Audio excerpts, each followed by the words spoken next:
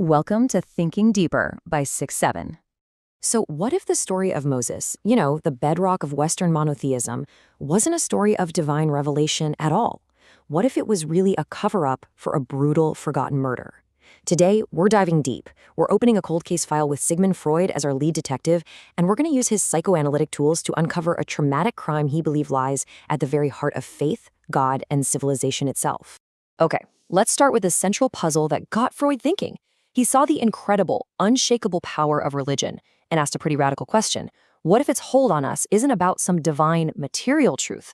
What if instead it's the lingering shadow of something that really happened? A real, traumatic event in our collective past, something so awful it had to be buried, repressed, but never really went away. So, here's what we're going to do. We're about to treat the book of Exodus not as holy scripture, but more like the fragmented memory of a traumatized patient. We'll be looking for the slips on the tongue, the weird contradictions, all the buried clues to piece together what Freud believed actually happened out there in the desert all those centuries ago. Our whole investigation starts by pulling at the very first, most fundamental thread of the story, the identity of Moses himself. Because for Freud, if the official story gets this part wrong, well, then the whole thing starts to unravel. I mean, it's one of the most famous origin stories ever told, right? A Hebrew baby cast adrift in a basket to escape a tyrant, only to be found and raised for greatness. But what if that legendary story isn't history? What if it's actually a cover story, carefully crafted to hide a much simpler and, frankly, more shocking truth? And here it is, side by side. On the left, you've got the biblical account we all learned. But on the right, that's Freud's radical rewrite. Moses wasn't a Hebrew who became an Egyptian prince. No, he was an Egyptian nobleman who decided to lead the Hebrew people. Just that one claim completely flips the entire narrative on its head. Freud's first piece of evidence is hiding in plain sight, the name Moses. The Bible really tries to give it a Hebrew origin, but Freud, looking at the work of Egyptologists, basically says, hold on a second, it's a classic Egyptian name element. I mean, think about the pharaohs, like Thutmose or Ramos. Their names mean child of Thost or child of Ra. Moses is just the child part, which strongly suggests an Egyptian, not a Hebrew background. All right, so if Moses was an Egyptian, then where in the world did he get this revolutionary new religion? Freud's next claim is just as wild. Monotheism wasn't even his original idea. He argues that Moses inherited it from a radical, forgotten Egyptian pharaoh named Akhenaten. Just look at the difference here. It's night and day. Traditional Egyptian religion was this vibrant, chaotic mix of countless gods, all sorts of magic, and a deep obsession with the afterlife.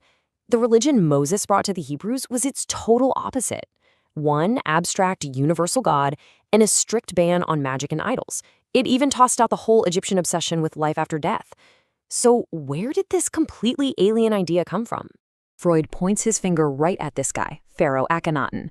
For one brief, really bizarre period in Egyptian history, Akhenaten started a revolution. He literally threw out thousands of Egyptian gods and said, nope, there's only one true God, Aten, the universal sun disk. But the revolution failed spectacularly. After he died, the old priests furiously erased every trace of his heresy and brought the old gods back. The connection, Freud argues, is just undeniable. Akhenaten's religion and the religion of Moses are almost identical. They're both uncompromisingly monotheistic. They both ban all images and magic, and, this is crucial, they both reject the Egyptian cult of the dead. This led Freud to his theory. Moses must have been a devout follower of Akhenaten.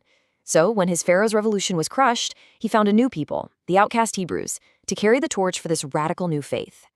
By the way, if you're enjoying this deep dive, please take a moment to subscribe and hit that like button. It really helps the channel out. Okay, so we've got the means and the motive. An Egyptian nobleman gives a radical, super demanding new religion to a group of refugees. But this is where Freud's detective story takes its darkest turn. This is the central trauma that he believes everything else springs from. We all know the story. The Bible tells us Moses died peacefully, just looking out over the promised land he could never enter. But Freud, he saw clues in the text, the constant rebellions, the deep resentment from the people, and it all pointed to a much more violent end for this very stern, demanding father figure. And there it is, the absolute heart of the repressed trauma. Freud concluded that the story of Moses' peaceful death was a complete fabrication. The historical truth, he argued, was that the Hebrew people, constantly rebelling, unable to handle the weight of this demanding new faith, rose up against their stern leader in the wilderness, and they murdered him. They killed the very man who set them free. It's a shocking claim, and it's the one thing that Freud believed explains everything that came next. Now, this is pure psychoanalysis. A trauma this huge doesn't just get forgotten. It gets actively shoved down, repressed. Freud called this the latency period. For centuries, the murder of the great father figure gets pushed deep into the collective unconscious. But it doesn't just go away, it festers. And then, hundreds of years later, it starts to bubble back up, but in a distorted form, through the fiery, guilt-ridden sermons of the Hebrew prophets, who are always yelling at a sinful people for betraying their God. So how on earth does an ancient, forgotten murder explain the immense power of monotheistic religion and even the very concept of God? Well, this is where Freud connects his little cold case to his grand theory of all human civilization. See, for Freud, this murder wasn't just some isolated event. It was a tragic echo. He believed it was a reenactment of what he called humanity's primal crime, a prehistoric patricide where a band of outcast sons killed their tyrannical father. He argued that this original murder and the massive inherited guilt that came with it became the traumatic foundation for all civilization, all law, and all religion.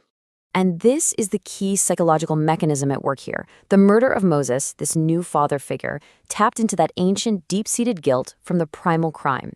So the power of this new religion, its compulsive rituals, its deep sense of sinfulness, for Freud, all of it is the return of the repressed. It's the unconscious guilt for the murder finally breaking back into the open, but disguised as religious devotion. And that brings us to Freud's ultimate mind-bending conclusion. God is not some divine being up in the heavens. God is a ghost. He is the magnified, idealized, and terrifying specter of the murdered father. First, that primal father from long ago, and then his historical echo, Moses. We worship him, Freud would argue, out of a profound and unconscious guilt for a crime we can never, ever admit we committed. And that is the explosive question Freud leaves us with.